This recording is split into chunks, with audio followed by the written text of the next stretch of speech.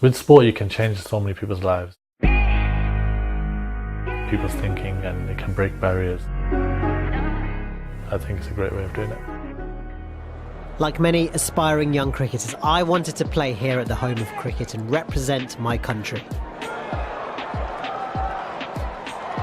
I visualise hitting sixes into the crowd and taking wickets in front of thousands of fans. But only handfuls earn that privilege. Even fewer come from the British Asian community. Moeen Ali, the poster boy of English cricket, is set to be a key figure for England in the Ashes tour taking place in Australia. Last year, he and 3 fellow British Muslims made history when they stepped up to play for the national test side. So was this a watershed moment in English cricket? Many British Asians play the sport in this country, but very few play professionally.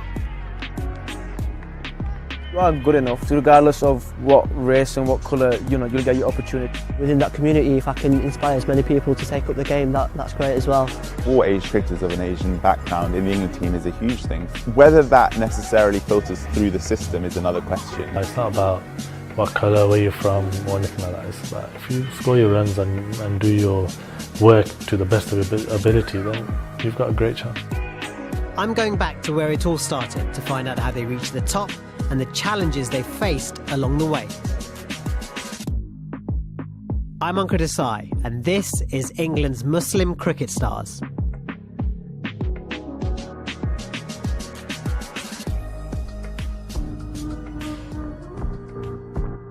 My first port of call is Birmingham, the home of Moeen Ali. Coming from a Pakistani background, he grew up in the working class area of Spark Hill and decided from an early age that cricket would be his passport to a better life.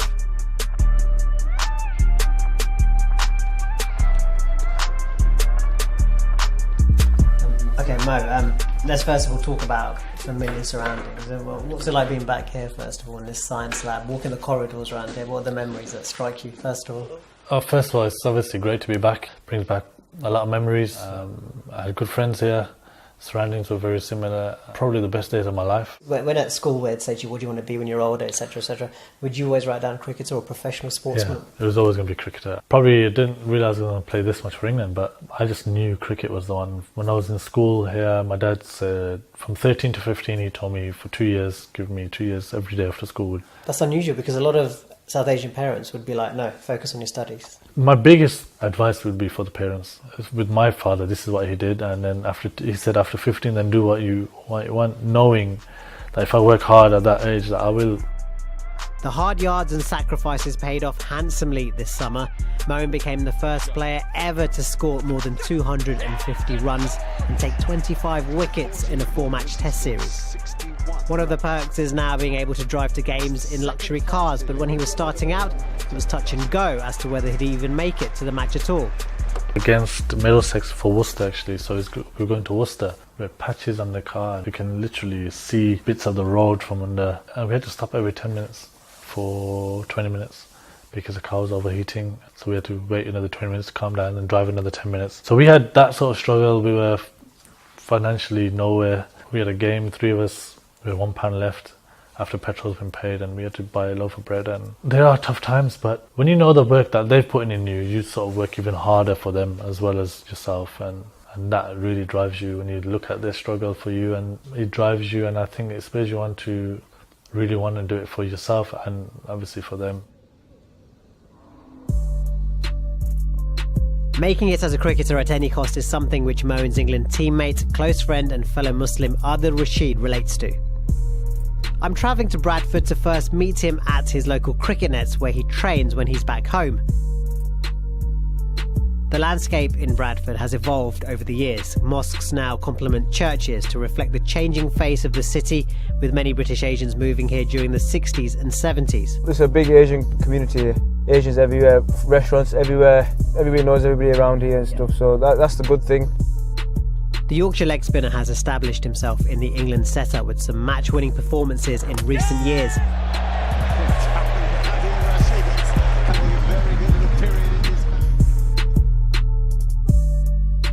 What was it about your family, your upbringing, that allowed you to have the environment to thrive and to pursue a career? Did they ever say to you, no, don't play cricket, it's never going to be a career? Nah, so mine was the complete opposite. My dad, he really encouraged me to play sport. So dad put cricket bat in my hand.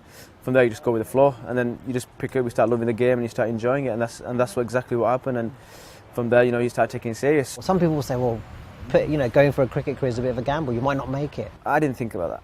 That actually did not cross my mind, or if I don't do this, what am I going to do? So that I was just going to do it. I remember my dad used to take me to games. He used to go taxis late nights, come back 6, 7 in the morning, but then I had a game 9:30, 2-3 hours away, so he had to stay awake, take me to the game for 2-3 hours, stay with me the whole game, come back, go back to sleep, go taxis, because he used to work hard back then as well, because it was hard times for them when they first came over. So he sacrificed all his life basically for my cricket, so all his time was purely just for my cricket, and thank you for him, and thank God that I'm in the position. Despite his success, Adil never forgot his Yorkshire roots, starting an academy to help more Asian kids play professionally. So that's a way of people coming there and getting through that way. So that's another way through the system, is through my academy to Yorkshire age groups or whatever. So that's why I put that there, so people can come and actually think, yes, we have that opportunity now to go to the next level. I'm on my way up to Bolton to meet England's youngest ever Test opener. While most 19-year-olds are at uni studying and playing video games with friends, Haseeb Hameed was making his international debut against India in his father's home state.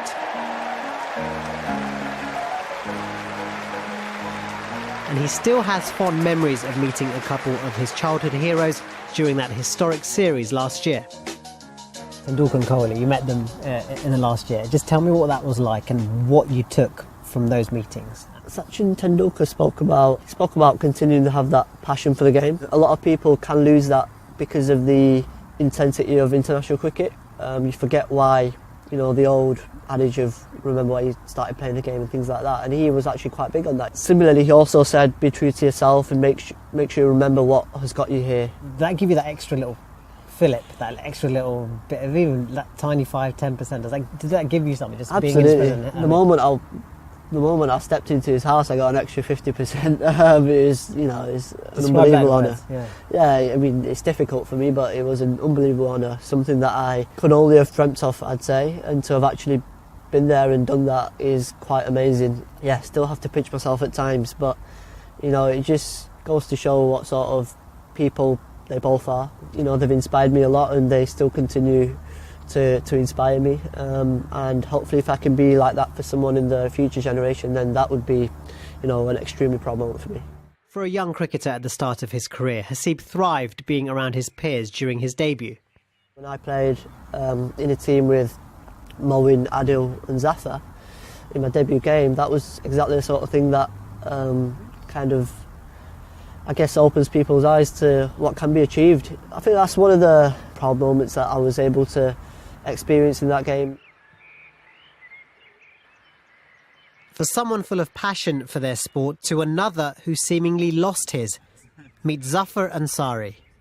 He made his debut last winter in Bangladesh and India, but upon his return, made the surprise decision to retire from the sport at the age of just 25. He's now pursuing a legal career and working with the charity Just for Kids Law in London. Was it an emotional decision when you finally decided to quit the game? It was really emotional. I was when you get that choking feeling when you're trying to hold back the tears, and I sat in front of the team and I explained my decision, and a lot of them probably knew it was coming or had that feeling that something was on the horizon. But I think just to explain it directly to them and to look into people's eyes and say to them, I don't want to do this anymore, despite being very grateful and having loved it, was a really hard thing. I realised that cricket needed to become my life, and I wasn't really willing or probably ready to devote myself to it in that way. Zafar had toyed with the idea of quitting cricket for some time, and the penny possibly dropped during that test match last year in Rajkot, when he was without his phone and couldn't follow the US election results. Instead of enjoying the cricket in front of him, his mind was elsewhere. On the day that Donald Trump was elected, we had no access to the world, really. We were focused on watching Moeen Ali and Joe Root score hundreds. So it was nice to watch them bat. But equally, I think having that story and that event taking place while we were out there, for me was really important because it did give me a kind of an outlet. It was a weird day, and the only people who were allowed their phones are the security people. There were little snippets of information. Florida's gone this way, Pennsylvania's gone this way, and you started to gather a picture, but it was really only when kind of the last ball was bowled and the kind of luggage case came out with our phones that we were able to look and see the kind of what had unfolded. He also comes from a different background to the others, something he's very aware of. His father is Pakistani, his mother white. They're both academics, and Zafar is a double first graduate from Cambridge University. But spending time on the road with the other three players helped give him another perspective. Did you guys have discussions about your upbringing, your backgrounds, your cultures and things like that? Massively, and I learned a huge amount spending kind of 3 months with the other three guys, and it was a really nice opportunity to spend time with three other, young British Muslims, young British Asians who had very different backgrounds, and I definitely gained a huge amount from that. At the same time, that was only a small part of our relationship. We were friends, because we were friends. It certainly wasn't the defining aspect of our friendship. Having 4 strong examples from the British Asian diaspora is something which the England and Wales Cricket Board realise they need to capitalise on further if they're going to tap into the best talent in the country. Their research has found that almost 40% of recreational cricket is played by South Asians, but that number shrinks to only 4% who end up making it as professionals, and that's just at county level. Cricket charity Chance to Shine are hoping to reach out to diverse communities and bring about better representation in the national game. I'm going along to a street cricket session in North London, which is trying to take the sport to thousands more young people in inner city areas and communities affected by youth crime and antisocial behaviour. I mean, there's fanatic followership of cricket in South Asia, so therefore to use cricket and to engage with communities at a local level in ways such as this is very valuable to us, and we think gives a lot of value to the people involved and to the communities that we touch through it.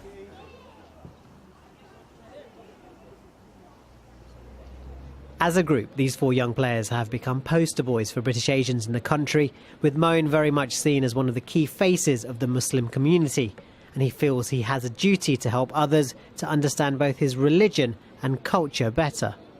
There's so much negativity about it in people's minds with the media, etc. And for me, as a Muslim, to be playing, I'm hoping that people look at it and think, actually, Muslims they're not bad people. And even with my teammates, I'm sure and I hope that they think, Muslims are good people to be around. And there's, there's obviously a minority of people who do commit bad things, but that's in all walks of life, I guess. And I'm hoping that I can inspire other people of all different faiths to not be afraid of practicing whatever they want to practice, and still be a player, a cricket player or a sports player, whatever it is you want to be. And that is essentially my main sort of aim, really. Adil's now taking me around his local area. Like Moeen, his faith plays a huge role in both his personal and professional life. Yeah, this mosque is fairly new actually. Yeah, so we're going through Great Horton here. So we're heading towards now the university, the college area. Yeah, there's a few restaurants there that I go to regular, the shimras and stuff, and there's a few restaurants. You talk about your faith with Mo quite a lot, with Moeen? Yeah, definitely. Me and Mo, we've been talking about that quite a lot. Yeah. What sort of conversations do you have? Just general talks of first, prayer, and we used to talk about the history of the religion, back in the days to now, and what we need to do, what we must do, what we have to do. So that with me and Mo, we're always constantly always on top of each other in that sense, and which helps massively as well. Because even when we go to Australia or wherever, when we do get into an environment where things are, testing, challenging for us, we got to make sure we keep reminding each other, of what our limits are and whatever it is. As I said in the media, where Islam says this about our religion, the headlines come something to do with Muslim. You can feel a bit isolated. You can feel a bit. You got to actually explain to the people what Islam is, what being a Muslim and what Muslim is. There was a really pertinent moment I noticed in the sunlight. So, you guys won a series, and the lads are all celebrating, spraying champagne around, and you and Mo are a fair distance away, and it's quite an interesting photograph with you guys away from, the alcohol. I thought that was a really interesting but quite poignant moment. Yes, we've come across that quite a lot, winning the series since 2015. So we've always had that in mindset, okay, every time we go on, okay, we'll do whatever, shake hands, collect the trophies, but as soon as we get the champagne, whatever, you'll just jump off the back. Even though they're professional cricketers playing on the world's biggest stage, they're also affected by many of the same issues which impact the lives of other Muslims in the country. Are you aware of Islamophobia growing up in the north and not being far from Manchester, where the arena attack took place? You get people that understand, that realise that maybe it's a small minority who are doing things that are against the religion, and maybe using the religion as a tool to justify their actions, which is totally wrong. But similarly, you get other people who don't maybe understand as much, and again, for us, it's important to try and portray that Muslims aren't like that. They're not taught to be like that. Again, the attack that you mentioned was so close to home.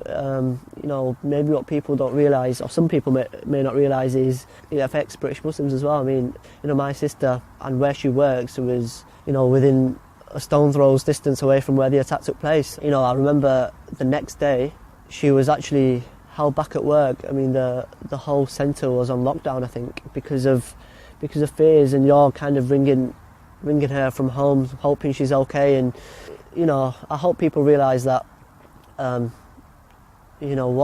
what people like that are doing is completely against the religion that I believe in, and it's all about us standing together, making sure that this country moves forward in the right way, and we all unite together to fight against people like that.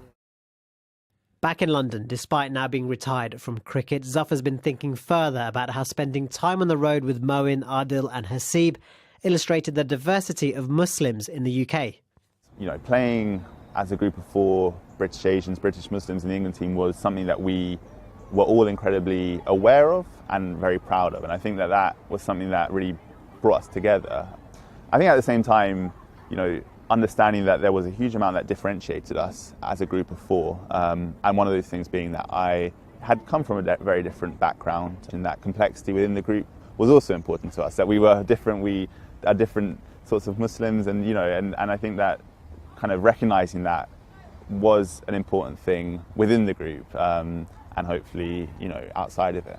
And the fact that Moeen, Adil, Hasib are all role models and present themselves so well is something that matters a lot.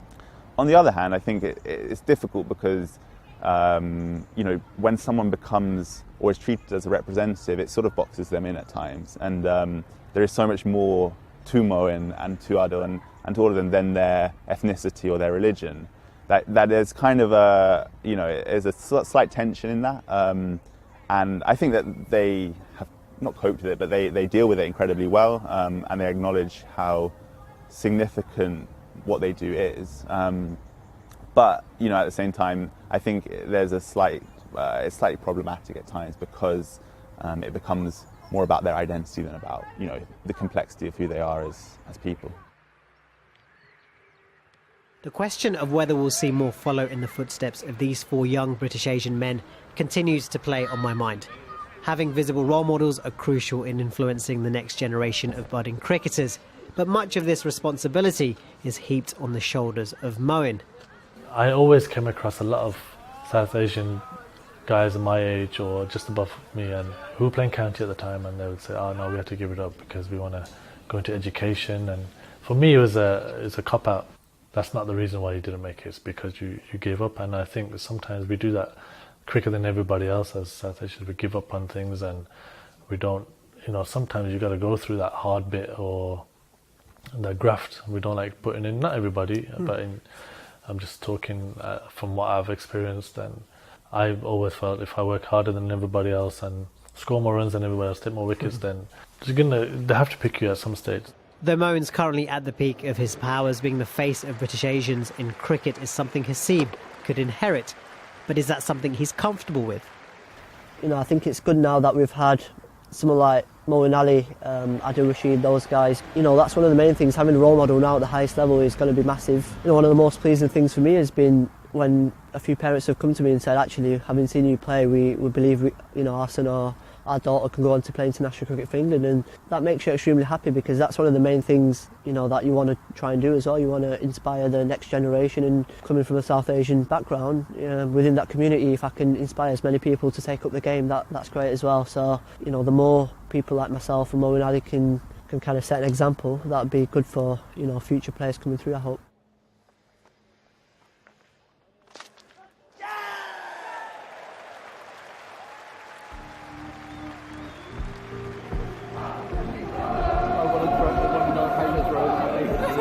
After leaving his old school, Moeen took me back to his old cricket club, the place where he first started to make a name for himself. It's a pre-beard. I remember this game as well, but yeah, no, it's my Warwickshire days, and yeah, it's exactly how I used to play. It's literally that shot would sum up my sort of way of batting. Are there any misconceptions people might have about you?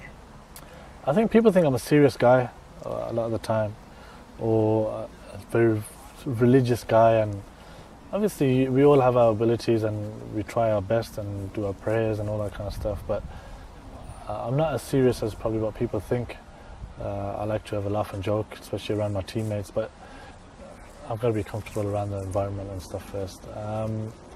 Well, so I don't know if they have whatever else there is, but With the platform you now possess and the profile you possess, do you think that you want to use that in a different environment? Would you like to do something on a more expansive basis? Have you thought about it? Or is there anything which like makes you think, you know, I'd love to do this, I'd love to do that, whether it's humanitarian work or... Yeah, I mean, there's always charity work, all that kind of stuff, but I would still take cleaning toilets in a mosque and having my own chip shop or something like that, you know. What do you call it? Big Mouth. During this journey, we've heard unique thoughts from a group of unique young men. Rarely do we hear such insight into faith and identity from international sports stars, as well as their views on how the prospects for future generations... The headlines come from something to do with Muslim. You know, you can feel a bit isolated, you can feel a bit... You've got to actually explain to the people what Islam is. There's so much talent out there, and we've all seen it, we all talk about it, but we need to tap into it. And you probably don't necessarily see the trickle down from having those 3 or 4 guys at the top. It's possibly too soon to know whether 4 British Muslims playing for the England cricket team is a watershed moment or not. On the eve of the Ashes, one has retired, one is injured, while another's not currently being selected for the Test side, leaving Moeen Ali as the sole representative. It's slightly problematic at times because it becomes more about their identity than about, you know, the complexity of who they are as people. As to whether we'll ever see nearly half the England team come from a Muslim background again depends much on the legacy left behind by this group of players.